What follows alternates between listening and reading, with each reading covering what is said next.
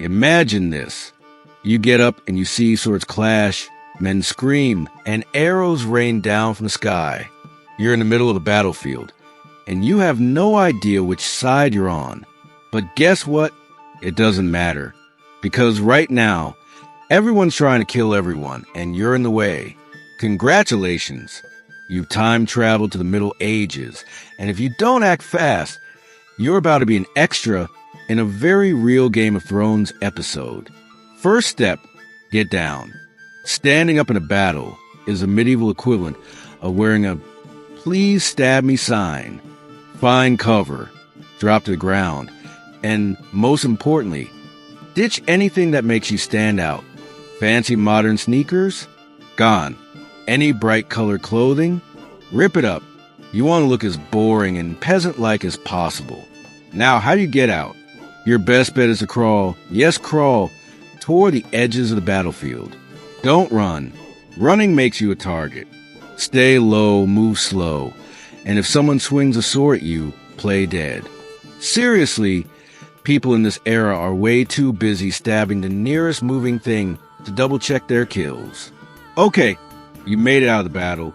Good job. But now you have a bigger problem. The real Middle Ages.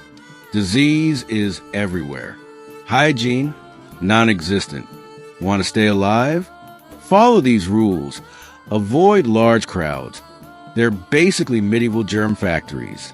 Don't drink the water. It's basically a disease smoothie. And if you see a doctor wearing a creepy bird mask, run. That's a plague doctor. And if they're around, you do not want to be there. Speaking of staying alive, let's talk torture.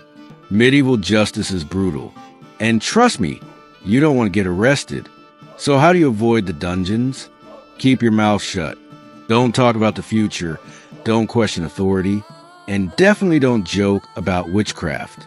Torture devices like the rack, the Iron Maiden, and thumbscrews are not things you want to experience firsthand. Food? Forget modern snacks. Your best options are stale bread, questionable meat, and ale. Because remember, water is just bacteria in liquid form. If you see someone eating a feast, don't even think about sneaking a bite. Chances are it's poisoned. Kings and nobles were so paranoid about assassins that food testers were a real job. Now, let's say you're injured. Bad news. Medieval medicine is terrifying. You might get prescribed leeches, have a limb amputated with a saw, no anesthesia, or be told to just pray the infection away.